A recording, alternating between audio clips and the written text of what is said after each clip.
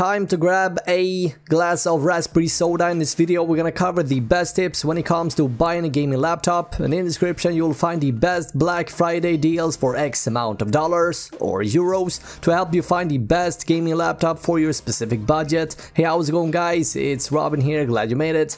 On this channel I cover tech, console and PC components and product reviews, all gaming related, and so if you're interested in that, you want to subscribe and don't forget to tap the notification bell so that you don't miss out on future videos. Now this video was recorded a few days before Black Friday, and so I'm going to update the video description with the best Black Friday deals as soon as the deals become available. So if you're watching this video on Black Friday, the video description should be packed with the best gaming laptops for X amount of dollars. So what I will be focusing on now in this video is to give you guys the best general tips to have in mind when purchasing a gaming laptop, and so that you don't end up disappointed with low frame rate, stutter, basically a sad experience. And we're gonna start with the CPU. Now when it comes to the CPU in a gaming laptop, you should look for a processor from Intel first and foremost, and more specifically the Core i7. Now that more and more games are being optimized to handle more cores and threads, but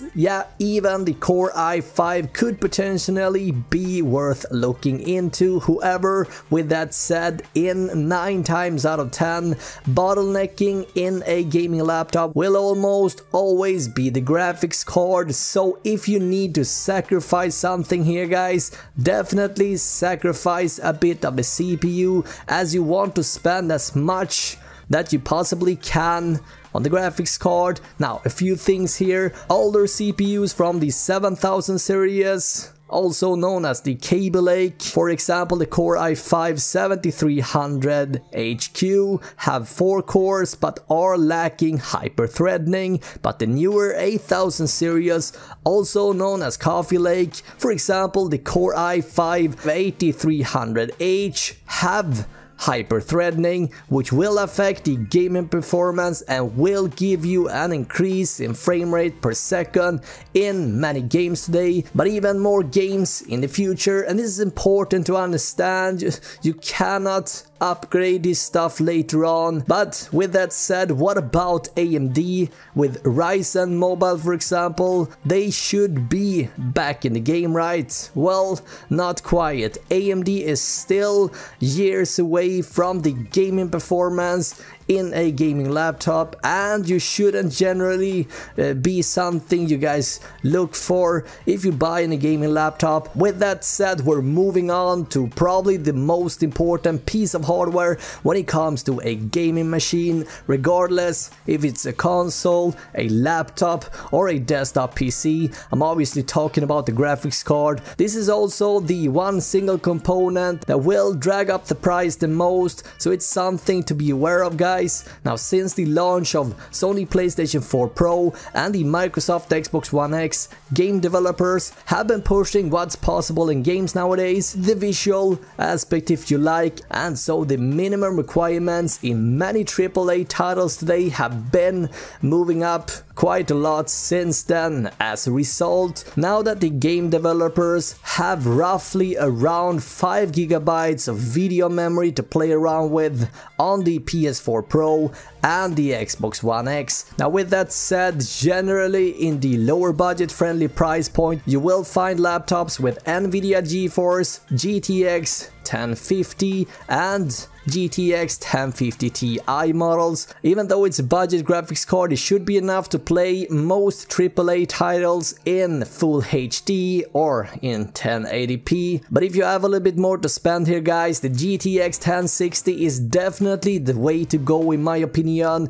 and it will give you a computer that will last you a longer period of time. Now something we need to touch on here is the video memory in a gaming laptop. The GTX 1050 for example comes with both 2 and 4 GB of video RAM, and to be frank, 4 GB is the only one to consider here. Don't even think about saving here guys. It is not worth it. That you might have seen videos recently that I've posted here on the channel where I've tested games with insufficient memory, and guys, it's simply not worth it, especially not in a gaming laptop. You want to have at least 3 GB of video RAM, and so if you find a gaming laptop with the GTX 1060, that chip also comes in a set of 2 different specifications. We got 3 GB and we got 6 GB, whereas the 6 GB is obviously the one to prefer, but again, 3 GB is mostly enough for 1080p gaming if you want a visually great looking game. However, if you decide to go with a GTX 1060 with 6 GB of video memory, you should have the option to move up a step in resolution, giving you the chance to game at 1440p. In this case, if you have the cash to spend for a GTX 1060 with the 6 GB, it might even be worth it to jump up to GTX 1070. This will allow gaming at 4K. Now, the most advanced graphics card is the GTX 1080, and this is a beast among graphics chip in a gaming laptop. This chip is a little bit extreme, however, and often costs more than what most people are ready to pay. Now, something worth mentioning here talking about this graphics chip is NVIDIA Max-Q. Every graphics card from NVIDIA now comes with this Max-Q naming. Now, what does this mean? By default, you would think that it means better performance, but it's not fully true. It's actually the opposite. Graphics card with the Max-Q naming have a lower clock speed and are optimized for better power consumption and energy efficiency, which can give laptops with a Max-Q GPU a tighter and more compact and ultimately a thinner design as a result. And you should expect around 15% give or take performance loss with a Max-Q GPU, but at the same time 30 to 40% less power consumption as a result of this, so it's a pretty good trade-off. Again, as for AMD and Radeon, AMD is still behind here when it comes to graphics cards for laptops and shouldn't be something to consider. So as you can hear, guys, right now you want an NVIDIA GPU in a gaming laptop. There are, however, always a few exceptions here, and if you know about these few exceptions, you can probably find something on your own since you clearly understand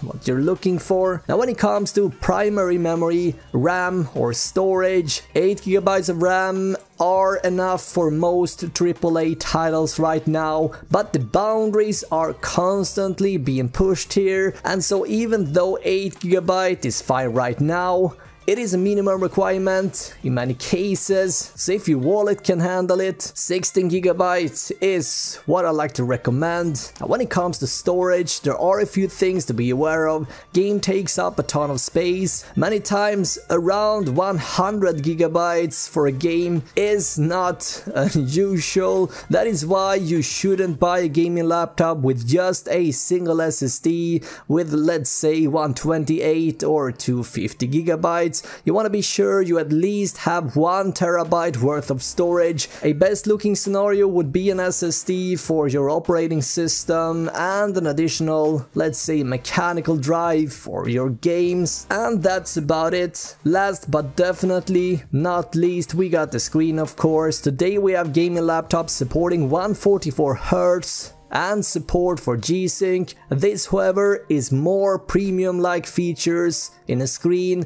so you need to be aware of that. If you have a strict budget and you want as much bang for your buck, so to speak, generally it might not be worth it for a limited budget. If you can afford it, however, it's definitely something you want to consider for a more fluid, tier-less experience. And guys, that concludes my best tips in this buying gaming laptop guide. Now, what tips did I miss here? Share your best tips in the comments below. I cannot wait to hear what you guys have to say. And with that said, I want to wish you all the best for Black Friday. Until next time, guys, have an awesome day, alright? Bye.